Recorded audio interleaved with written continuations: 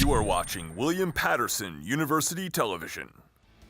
Welcome back to the desk. It's been a huge week in soccer this week as we kick off the season in the United States and have some huge upsets in Europe. And here to break it down, we have Alec, Mateo, and Danny.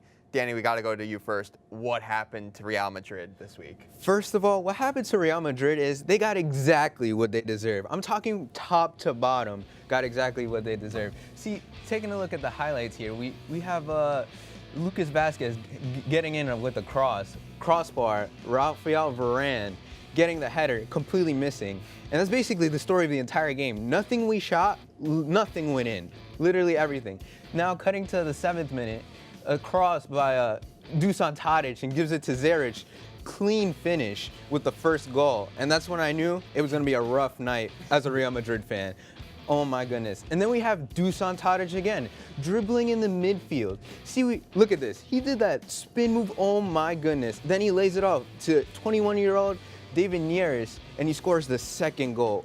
And then I was like, well, if you let Dusan Tadic do something that most players do on the practice field, in a game, you're gonna lose the game.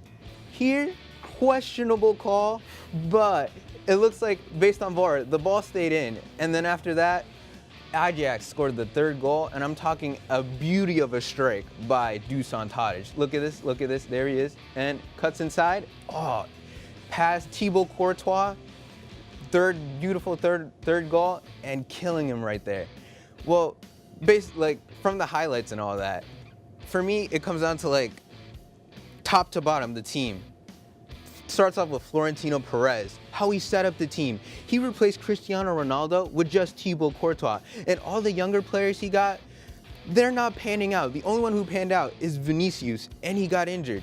Now, for the players, none of them are happy. None of them are playing as a team. And as you see in the highlights here, the 4th goal, Lass has shown it, beautiful free kick.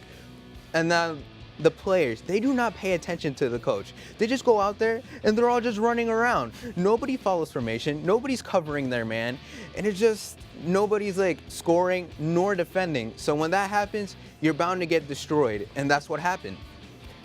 Wait a minute. 2 weeks ago, you said, yeah, no. Oh, I'm happy about Barcelona because I'm a Real Madrid fan and they're not doing that bad.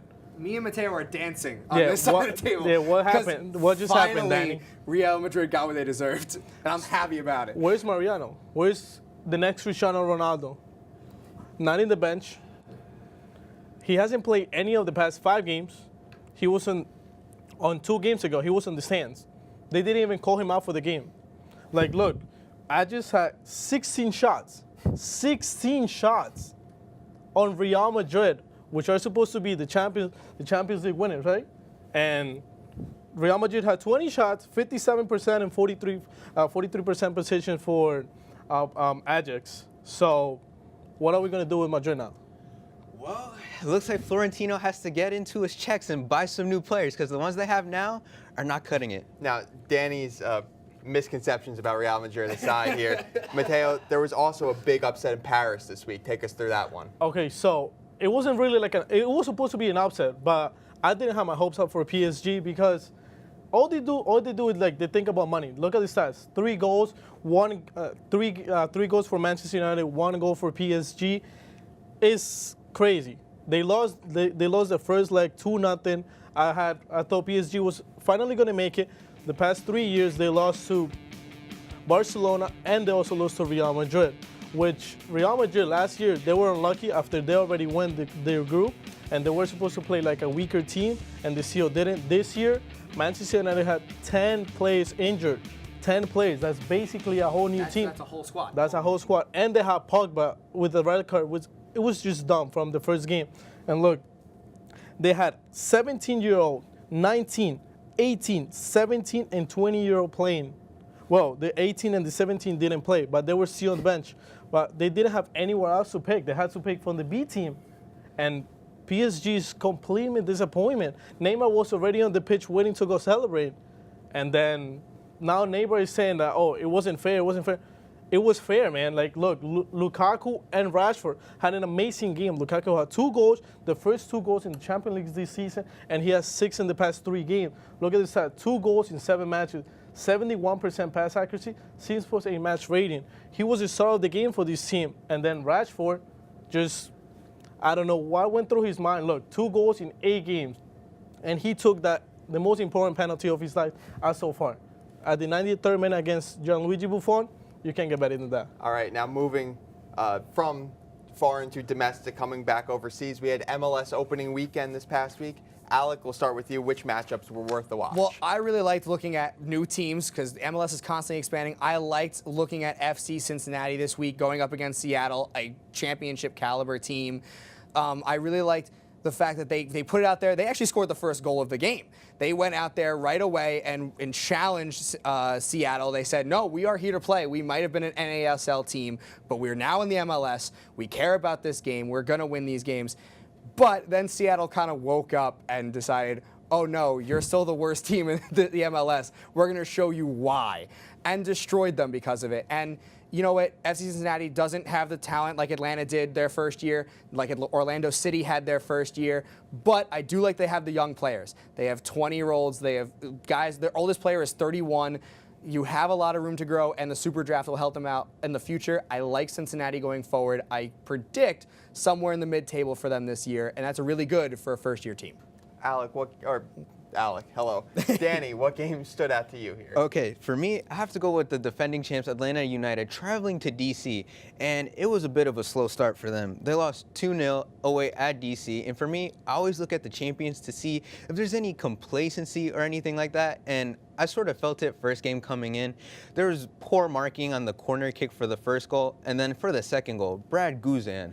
What are you doing, my guy? The ball is a little, it's like a little over there. And then you're like right here. So just wanted Guzan is further proving why he should not be in charge of the U.S. team when it comes to goalkeeping. Oh, definitely. He's proving that he doesn't deserve to be there. Is what Brad Guzan's being Brad Guzan. Essentially what it is.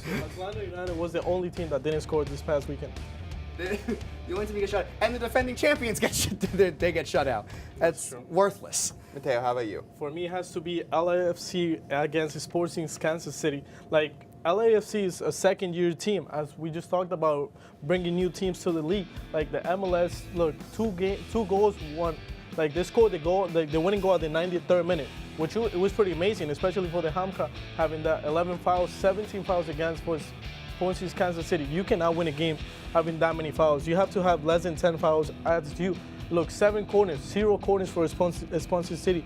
That means you basically didn't have that many shots on goal. And also, LAFC has Carlos Vela, like the star of the team, and like they're doing good. Last year they end up as third on their side.